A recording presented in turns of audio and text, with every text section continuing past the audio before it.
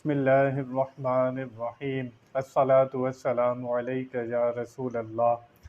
اللہ تعالیٰ سورۃ الانعام میں ارشاد فرماتا ہے، فلما جن علیہ اللیل رأى کوكبا قال هذا ربی فلما افل قال لا احب الآفلین فلما رأى القمر بازغا قال هذا ربی فلما افل قال لئن لم يهدني ربی لأكونن من القوم الضالین فلما رأى الشمس بازغة قال هذا ربي هذا أكبر فلما أفلت قال يا قوم إني بريء مما تشركون۔ پھر جب ان پر رات کا اندھیرا آیا، ایک تارا دیکھا، بولے اسے میرا رب ٹھہراتے ہو۔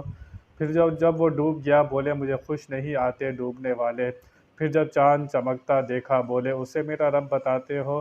پھر جب وہ ڈوب گیا، کہا اگر مجھے میرا رب ہدایت نہ کرتا تو میں بھی انہی گمراہوں میں ہوتا۔ پھر جب سورج چمکتا دیکھا، بولے اسے میرا رب کہتے ہو، یہ تو ان سب سے بڑا ہے۔ پھر جب وہ ڈوب گیا، کہا اے قوم میں بیزار ہوں ان چیزوں سے جنہیں تم شریک ٹھہراتے ہو۔ اللہ تعالیٰ نے حضرت ابراہیم علیہ السلام کا بیان قرآن پاک میں نقل فرمایا۔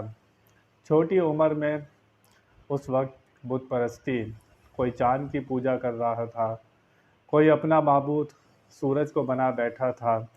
حضرت ابراہیم علیہ السلام نے جب تارے کو دیکھا، کہا اس کو معبود مانتے ہو؟ یہ تو ڈوب گیا۔ چاند چمکتا دیکھا، جب وہ ڈوب گیا کہنے لگے یہ بھی ڈوب گیا۔ جب سورج دیکھا، کہا یہ بھی ڈوب گیا، یہ کیسے الہ ہو سکتے ہیں؟ کوئی چیز جب ختم ہو جائے، فنا ہو جائے اور عدم سے وجود میں آ جائے، وہ خدا نہیں ہو سکتی۔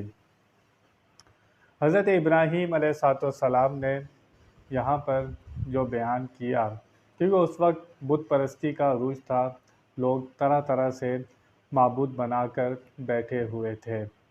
انسان کو بتایا گیا کہ وہ چاند کو دیکھے، سورج کو دیکھے، تارے کو دیکھے، اس کے بنانے والے پر غور کرے۔ انسان کی عقل ہے، انسان دیکھتا ہے کہ انسان نے جہاز بنا لیا، کمپیوٹر بنا لیا، لیکن انسان بنانے والے پر غور کرے تو پھر اسے خالق کا پتہ ملتا ہے۔ انسان دیکھے کہ رب تعالیٰ جس نے عقل بنائی ہے، اس عقل نے اتنا بڑا جہاز بنایا، راکٹ بنایا، اور اس عقل کا کیا کمال ہوگا کہ انسان، آپ کمپیوٹر پر کوئی چیز دیکھنا چاہیں تو آپ کو بٹن دبانا پڑتا ہے، لیکن اللہ نے یہ دماغ بنایا ہے، یہاں پر انسان توجہ کرتا ہے، 50 سال پرانی بات اس کے سامنے ہوتی ہے۔ یہ کیا اللہ تعالیٰ نے انسان کو بنایا ہے۔ اس لیے کہا وَفِي أَنفُسِكُمْ أَفَلَا تُبْصِرُونَ، اپنے نفسوں پر غور کرو، دیکھو، تمہیں رب کا پتہ ملے گا۔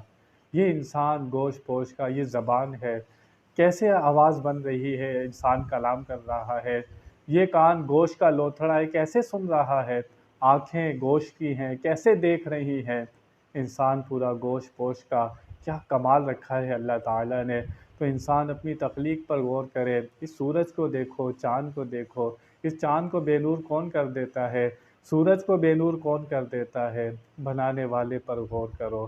دنیا میں کوئی بھی چیز خود بخود نہیں بنتی۔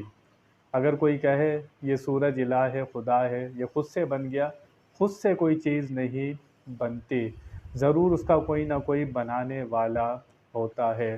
جو لوگ اس بات کے قائل ہیں کہ کائنات خود سے وجود میں آ گئی، تو خود سے کوئی چیز وجود میں نہیں آتی۔ یہ منطقی اور فلاسفہ یہ عقیدہ رکھتے ہیں کہ کائنات خود سے وجود میں آ گئی، خود سے وجود میں نہیں آئی۔